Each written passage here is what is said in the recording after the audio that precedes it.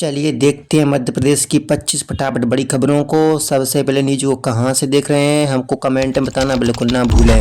साथ ही साथ हमारे यूट्यूब चैनल को सब्सक्राइब करें एंड बेल आइकन को ऑल प्रेस करना बिल्कुल ना भूलें।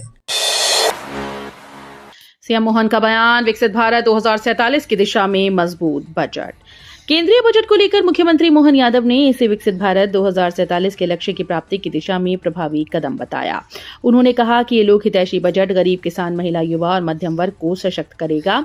सीएम मोहन ने कहा कि agriculture, manufacturing, infrastructure, artificial intelligence, शिक्षा, स्वास्थ्य, पर्यटन जैसे प्रमुख क्षेत्रों में ये बजट विकास को नई गति देगा। एमपी में शिक्षकों के लिए अलर्ट, सर्विस बुक अपडेट न करने पर वेतन बढ़ोतरी रुकेगी। मध्य प्रदेश के शिक्षकों के लिए विभाग ने नया निर्देश जारी किया है। ई अटेंडेंस के बाद अब सर्विस बुक अपडेट करना अनिवार्य कर दिया गया है। शिक्षकों को अपने रिकॉर्ड को संकुल केंद्र, बीईओ और जिला शिक्षा अधिकारी कार्यालय में जाकर अपडेट कराना होगा। विभाग ने चेताया कि मार्च से पहले सर्विस बुक अपडेट नहीं कराने वाले शिक्षकों की सालाना वेतन वृद्धि रोक दी जाएगी। ये कदम सेवा रिकॉर्ड को व्यवस्थित करने और पोर्टल पर सही जानकारी सुनिश्चित करने के लिए लिया गया है। उज्जैन में बनेगा अंतर्राष्ट्रीय एयरपोर्ट, 300 एकड़ जमीन होगी अधिग्रहित। मध्य प्रदेश की धार्मिक नगरी उज्जैन में अब अंतर्राष्ट्रीय स्तर का एयरपोर्ट बनने जा रहा है। सिंघस के पहले इसे चालू करने की योजना है। इसके लिए 300 एकड़ जमीन अधिग्रहित की जाएगी। वर्तमान में यहां ATR 72 सीटर विमान के हिसाब से निर्माण की तैयारी थी, लेकिन जिला प्रशासन ने शासन को रिवाइज्ड प्रस्ताव भेजा। यदि स्वीकृति मिलती है तो काम जल्दी शुरू होगा। 184 करोड़ से अस्पतालों का कायाकल्प, दिल्ली मुंबई की यात्रा होगी कम। स्वास्थ्य व्यवस्था को मरीज केंद्रित बनाने के लिए 184 करोड़ रुपए के प्रस्ताव को भोपाल भेजा गया। ये वर्ष 2026-27 के एनुअल प्लान के तहत लागू होगा। प्रस्ताव के तहत जिला अस्पताल और प्रमुख स्वास्थ्य संस्थानों में अत्याधुनिक सुविधाएं उपलब्ध कराई जाएंगी। डिजिटल गवर्नेंस को प्राथमिकता देते हुए पंजीकरण, इलाज का रिकॉर्ड, रिपोर्टिंग और रेफरल सिस्टम डिजिटल किया जाएगा। एमपी में हर सरकारी अस्पताल में होगा गर्भ संस्कार कक्ष, शिशु कल्याण पर पड़ेगा सकारात्मक असर। मध्य प्रदेश के मुख्यमंत्री डॉक्टर मोहन यादव ने घोषणा की है कि अब प्रदेश के सभी सरकारी अस्पतालों में गर्भ संस्कार कक्ष बनाए जाएंगे। इन कक्षों में गर्भस्थ शिशु के लिए प्राचीन परंपरा के अनुरूप संस्कार और देखभाल सुनिश्चित की जाएगी। मुख्यमंत्री ने बताया कि इसे वैज्ञानिक दृष्टिकोण से जोड़कर चिकित्सा शिक्षा का हिस्सा भी बनाया जाएगा। प्रदेश के मेडिकल कॉलेज और चिकित्सा विश्वविद्यालयों में गर्भ संस्कार अध्ययन और प्रशिक्षण का कार्यक्रम भी शुरू किया जाएगा। एमपी में ओला बारिश का कहर, रोड पर बिछी सफेद चादर। मध्य प्रदेश में मौसम ने अचानक से करवट बदल ली है और कई जिलों में आंधी बारिश के साथ ओलावृष्टि हुई।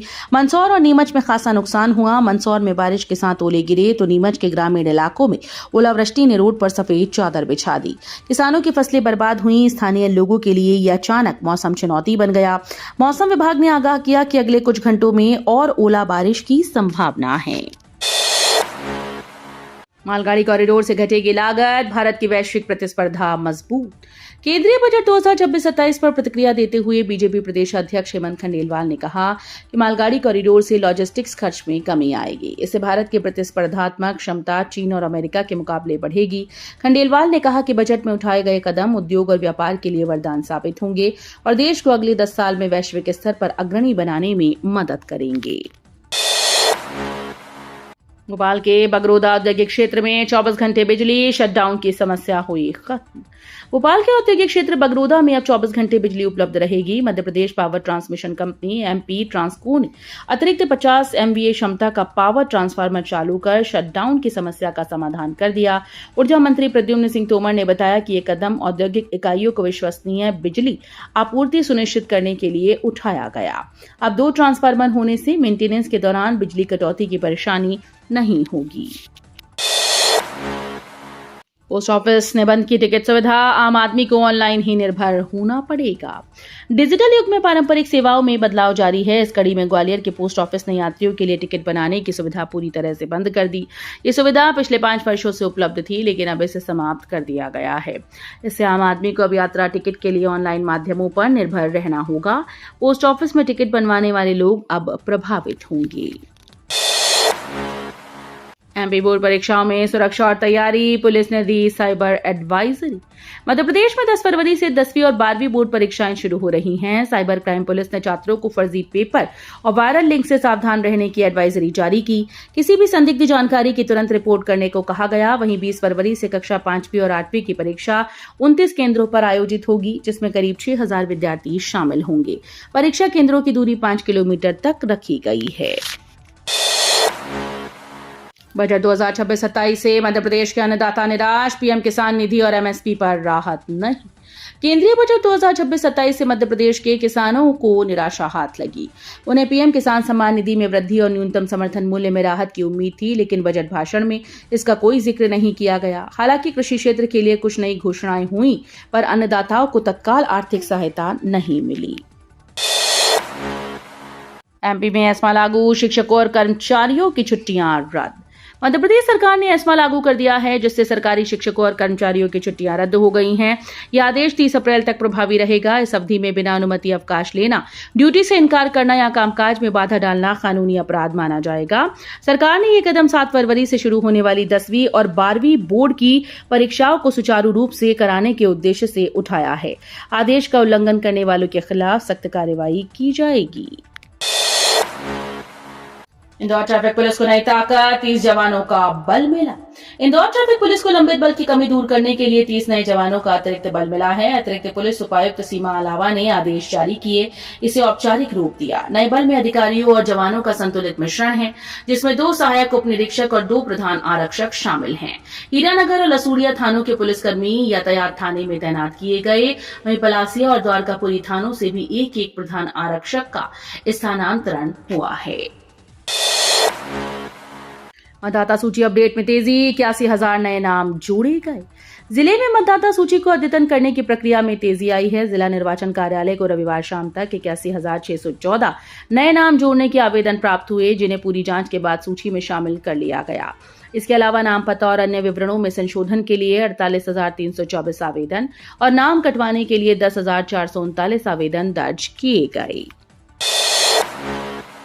भागीरथपुरा घटना के बाद एक्शन, 5,000 करोड़ से शहरों की पाइपलाइन बदलेगी सरकार। भागीरथपुरा घटना के बाद मध्य प्रदेश सरकार ने शहरी और ग्रामीण क्षेत्रों में सुरक्षित पेयजल आपूर्ति सुनिश्चित करने के लिए बड़े कदम उठाए हैं। मुख्यमंत्री शहरी विकास अधोसंरचना 5 के तहत 5,000 करोड़ मंजूर किए गए। इस राशि से जर्जर पाइपलाइन की मरम्मत और उन्हें बदलने का काम होगा। साथ ही अमृत परियोजनाओं के खाली गैप भरे जाएंगे और लंबे समय से लंबित सीवरेज और वाटर सप्लाई के कार्यों को गति दी जाएगी। रीवा में जीतू पटवारी घिरे, प्रदर्शनकारियों ने पूछा सीधा सवाल। रीवा में कांग्रेस प्रदेश अध्यक्ष जीतू पटवारी का विरोध प्रदर्शन हुआ। गुस्साए लोगों ने उनके खिलाफ नारेबाजी की और सीधे सवाल किया कि वे यूजीसी के नए नियम पर क्या राय रखते हैं। काफी देर तक हुज्जतबाजी चलती रही। जीतू पटवारी ने कहा कि केंद्र सरकार पहले धर्म के नाम पर विवाद करती रही और अब जाति पर लड़ाई कर रही है। प्रदर्शनकारी शांत नहीं हुए, तब उन्होंने कहा कि वे लोगों की भावनाओं के साथ हैं। चांदी के दामों में गिरावट से सराफा बाजार में उथल पुथल, पुराने गहने बेचने वालों की मुश्किलें बढ़ी। चांदी की कीमतों में तेज गिरावट ने सराफा बाजार को हिला दिया। हाल ही में 4,05,000 रुपए प्रति किलो तक पहुंचने वाली चांदी अब अचानक से कम हो गई। पुराने गहने बेचने आए ग्राहक कारोबारियों के मनमाने दामों और खरीद से इनकार के कारण परेशान हैं। विशेषज्ञों का कहना है कि बाजार में अस्थिरता और मुनाफाखोरी ग्राहकों के लिए जोखिम पैदा कर रही है। शिवपुरी में हंगामा, गुस्साए लोगों ने बीजेपी नेताओं पर फेंकी कुर्सियां। शिवपुरी जिले के करेरा में यूजीसी कानून के विरोध में सवर्ण समाज की रैली के दौरान हंगामा हो गया। पुलिस सहायता केंद्र के सामने गुजरते समय कुछ गुस्साए युवाओं ने भीड़ में से बीजेपी नेताओं और कार्यकर्ताओं पर कुर्सियां और पानी की बोतलें फेंकी। इस घटना के चलते मंच पर मौजूद प्रदेश उपाध्यक्ष समेत कई नेताओं को मौके से भागना पड़ा। रैली शांतिपूर्ण थी, लेकिन अप्रत्याशित हिंसक माहौल ने तनाव को बढ़ा दिया। हर जिले में श्रीमान शिवराज सिंह ने बताई लाडली बहनों की आर्थिक समृद्धि की राह। केंद्रीय कृषि मंत्री शिवराज सिंह चौहान ने महिलाओं की आर्थिक मजबूती पर जोर देते हुए कहा कि बजट में हमारी बहनों की आर्थिक समृद्धि पर खास ध्यान दिया गया है। उन्होंने बताया कि लखपति दीदी योजना के साथ साथ अब श्रीमार्ट की शुरुआत की गई। ये मार्केट हर जिले में बनेगी, जहां महिलाएं अपने उत्पाद सीधे बेच सकेंगी। इससे उनकी आमदनी दुगनी होगी और आर्थिक आत्मनिर्भरता बढ़ेगी। खेलो MP boxing tournament, Gwalior boxing association के सचिव तरनेश तपन ने बताया कि खेलो एमपी बॉक्सिंग टूर्नामेंट में प्रदेश भर के प्रतिभाशाली खिलाड़ियों के बीच कड़ी प्रतिस्पर्धा रही। ग्वालियर के मुक्केबाजों ने तकनीक, अनुशासन, आत्मविश्वास का शानदार प्रदर्शन किया। प्रिंस यादव और दामिनी शर्मा ने इस स्वर्ण पदक जीतकर शहर का मान बढ़ाया। आदर्श लोधी, समृद्धि पाटिल, अर्जुन तिवारी, परमजीत यादव और आराध्या भदौरिया ने कांस्य पदक हासिल किया। रेड जोन में सतना 1394 गांव की लघु सिंचाई मैपिंग शून्य। 7वीं लघु सिंचाई गणना के तहत सतना जिले का रेड जोन में शामिल किया गया है। इस कार्य में 2000 हेक्टेयर तक के कमान क्षेत्र वाली सभी भूजल और सतही जल प्रणालियों और जल निकायों का आंकड़ा इकट्ठा करना था। मार्च 2025 में पटवारियों को प्रशिक्षण दिया गया था, लेकिन अभी तक सतना जिले में एक भी पटवारी ने गिनती शुरू नहीं की। कुल 1394 गांव की मैपिंग शून्य प्रगति पर है। बिना परीक्षा सरकारी नौकरी का मौका, डाक विभाग में शुरू हुई बम्पर भर्ती। सरकारी नौकरी की तैयारी कर रहे युवाओं के लिए भारतीय डाक विभाग ने बड़ा अवसर दिया है। देश भर के 23 सर्कल्स में ब्रांच पोस्ट मास्टर और असिस्टेंट ब्रांच पोस्ट मास्टर के 28,740 पदों पर भर्ती शुरू हो गई। खास बात यह है कि इस भर्ती में कोई लिखित परीक्षा नहीं होगी। चयन केवल 10वीं कक्षा के अंकों के आधार पर होगा। मध्य प्रदेश के लिए 2120 पद निर्धारित हैं।